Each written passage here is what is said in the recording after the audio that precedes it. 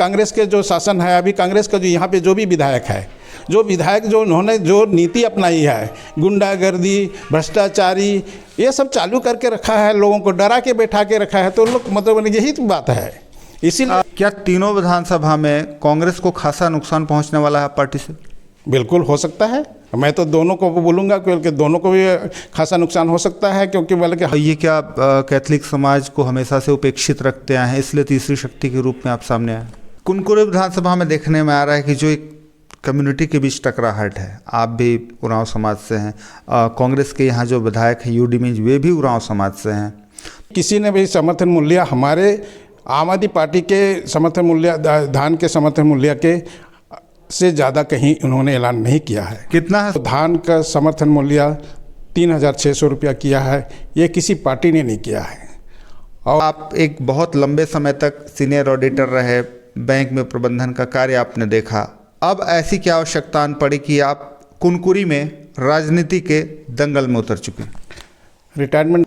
आम आदमी पार्टी से जो प्रत्याशी हैं लेउस मिंज हमारे साथ हैं, आइए समझते हैं कि आखिर किन मुद्दों को लेकर लेउस मिंज कुनकुरी विधानसभा में दखल रखते हैं और आने वाला जो विधानसभा चुनाव है, किन मुद्दों को लेकर वे जनता के बीच जा रहे हैं। जी लेउस जी, स्वागत है आपका। आप सभी को भी स्वागत है आपका। क्या लगता है, आप एक बहुत लंबे समय तक सीनियर ऑडिटर रहे, बैंक में प्रबंधन का कार्य आपने देखा, अब ऐसी क्या आवश्यकता पड़ी कि आप कुनकुरी में राजनीति के दंगल में उतर? रिटायरमेंट के बाद हमको ऐसा लगा कि मेरे को कुछ सामाजिक कार्य करना चाहिए, और मेरे को सामाजिक कार्य करने के लिए एक राजनीतिक भी मतलब कि जो एक स्थान दिखा मेरे को। और यहाँ कुनकुरी में चूँकि ये आदिवासी सीट है, तो आदिवासी सीट होने के नाते यहाँ पे मैंने देखा कि यहाँ पे खाली है, तो मैंने यहाँ पे आकर के यहाँ पे कार्य करना चालू किया। कुनकुरी विधानसभा में देखने में आ रहा है कि जो एक कम्युनिटी के बीच टकराहट है, आप भी उरांव समाज से हैं, कांग्रेस के यहाँ जो विधायक हैं यूडी मिंज, वे भी उरांव समाज से हैं, तो ऐसा नहीं लगता कि कहीं पर आपसी असमंजस की स्थिति है? आखिर क्यों आपने चुना कि यहीं इसी विधानसभा से? चूँकि मैं यहीं से संबंधित हूँ, मेरा जन्म स्थान यहीं पे है, जोगबाला गांव है, और मैं यहीं पे उचित समझा क्योंकि दूसरी जगह मेरे को ये अपॉर्चुनिटी नहीं मिलता, इसलिए यहाँ पे मैं जगह चुना मैंने। आम आदमी पार्टी का क्या मोटो है, किन मुद्दों को लेकर आप ग्रामीणों तक पहुँच रहे हैं? जैसे कि हमारे दिल्ली में सरकार है और पंजाब में भी सरकार है, वहाँ पे जो सिद्धांत है या प्रिंसिपल्स वहाँ पे लागू किया गया है, जैसे शिक्षा फ्री, इलाज फ्री, और महिलाओं के लिए बोले कि 1,000 रुपया 18 साल से उम्र से 60 साल के नीचे की महिलाओं के लिए 1,000 का देने का मतलब कि वादा किया गया है, या ये गारंटी है। और वैसे ही पेंशन को भी 2,500 रुपया वहाँ पे मिलता है, उसी को यहाँ पे लागू करने का।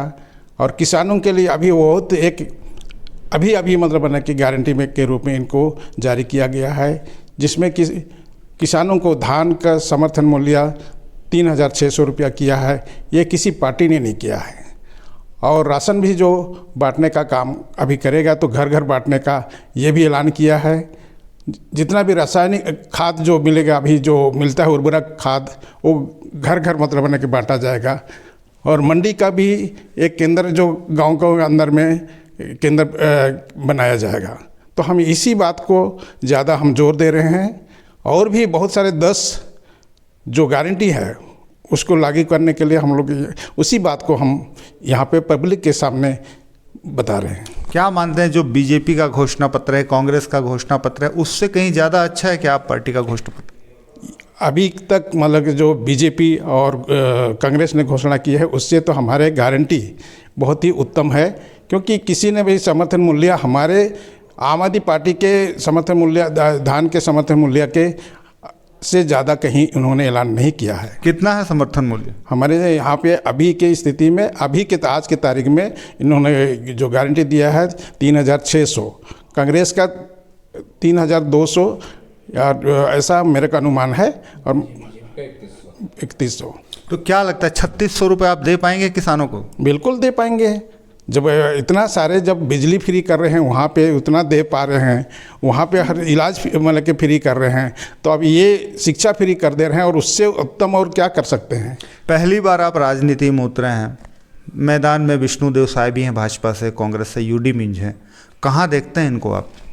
बिल्कुल, ये बोला जाता है ना कहीं पे भी मतलब कि कोई 30 साल का मतलब कि राजनीति किया होगा और अभी के वर्तमान विधायक हैं, मतलब कि उनके उसके बीच में मैं आया हूँ। मैं तीसरा मतलब कि जो राष्ट्रीय पार्टी के रूप में मैं जो जिस पार्टी में काम कर रहा हूँ तीसरी पार्टी है, और बिल्कुल ही हम ये उम्मीद करते हैं कि कोई ऐसा होता है कि इसमें नहीं कुछ भी काम मतलब न कि क्या बोला जाए कि ये नहीं किया जा सकता है या सफलता नहीं मिल सकती है।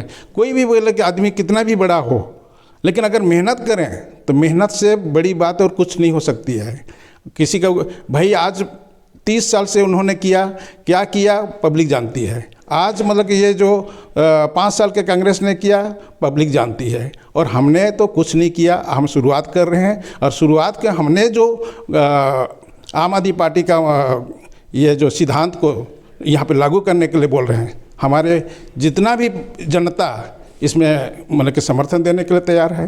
तो इस बेस भी कैथोलिक समाज से आते हैं, और एक बहुत बड़ी संख्या कैथोलिक समाज की यहाँ पर है कुनकुरी विधानसभा में देखने में आती है। जो वोटर्स हैं वे भी हैं, लगभग 45,000 की तादाद में हैं।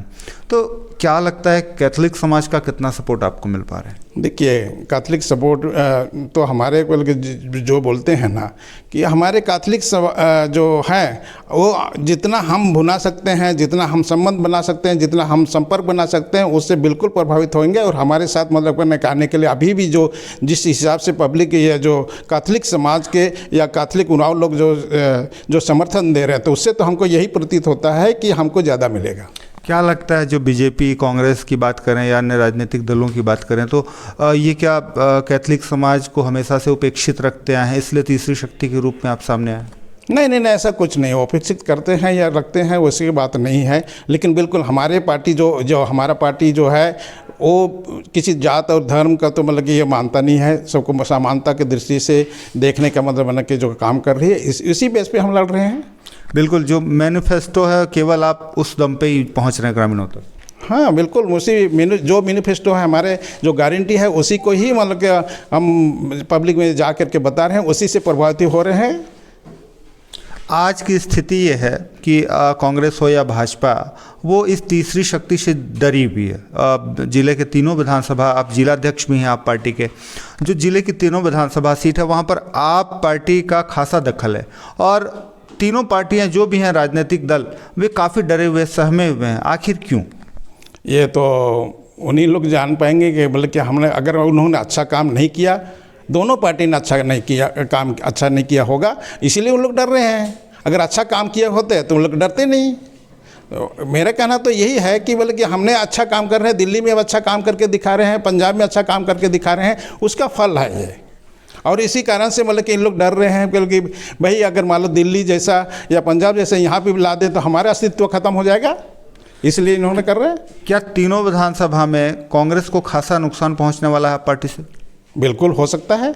मैं तो दोनों को बोलूँगा क्योंकि दोनों को भी खासा नुकसान हो सकता है, क्योंकि बल्कि हम तो दोनों बीजेपी के कार्यकर्ता या बीजेपी के जो समर्थक हैं उनसे भी मतलब कि हमारे पास जो बात कर रहे हैं, अभी जो अंदर जाके संपर्क कर रहे हैं, उससे भी पता चल रहा है कि भाई बीजेपी वाले भी नाराज़ हैं उससे, कि बीजेपी वाले से भी मतलब कि जो विष्णुदेव साय खड़े हुए हैं उनसे भी नाराज़ हैं, क्योंकि उन्होंने 30 साल में कुछ काम नहीं किया।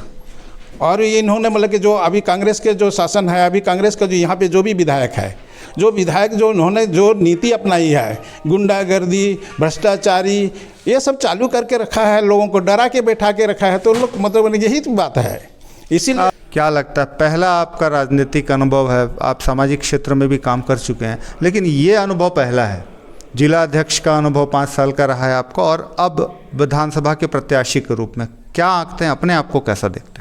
देखिए, मैं तो बहुत छोटे मतलब कि इनके सामने मैं बहुत छोटा हूँ मतलब कि राजनीति में, फिर भी मतलब कि मैं बोलूँगा जितना अब जब काम कर रहा हूँ तो मेरे को अनुभव तो हो रहा है कि मैंने जो रास्ता अपनाया हो तो सही अपनाया, मैं यही सोचता हूँ। और आगे चल के भी मतलब कि जो आने वाला समय जो अभी आ रहा है चुनाव तक या रिजल्ट तक हमको अच्छा रिजल्ट आएगा, ये हमारा मतलब कि अनुमान लगता है।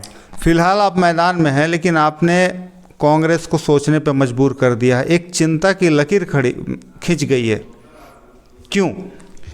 इसलिए वही तो मैं दोबारा वही बात बोलूँगा, क्योंकि कोई भी आदमी अगर मान लो जो नेता बनता है या मतलब कि जो जनता के लिए ये प्रतिनिधि मतलब शासक मतलब कि जो शासन की तरफ से ये प्रतिनिधि बनता है, एक विधायक बनता है, तो उसको मतलब कि जनता की सेवा करना चाहिए, एक सहानुभूति होना चाहिए, कि सहनशीलता भी होना चाहिए। कहीं पे भी मतलब कि पब्लिक को मैंने बना तो मतलब मैं राजा तो नहीं बन गया, पब्लिक के लिए मतलब कि जो करने के लिए मैं खड़ा हुआ हूँ, तो उस चीज़ को अपनाना चाहिए, ना कि अहंकारी किसी को मतलब कि एक पक्षपात के दृष्टि से देखना।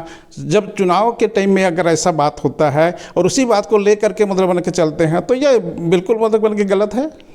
बिल्कुल ये गलत है। सेवा, सहनशीलता और सहानुभूति का संदेश देते आ रहे हैं लेओस मिंज, और आने वाले समय में देखना होगा कि कुनकुरी विधानसभा की जो जनता है वह किसको चुनती है और इस विधानसभा सीट पर किसे बैठाती है। फिलहाल कांग्रेस और बीजेपी दोनों के लिए चिंता का विषय है, क्योंकि आप पार्टी तीसरी शक्ति के रूप में जिले की तीनों विधानसभा सीटों पर चुनाव लड़ रही है। आप बने रहें मेरे साथ, देखते रहें जशपुर जंक्शन। धन्यवाद।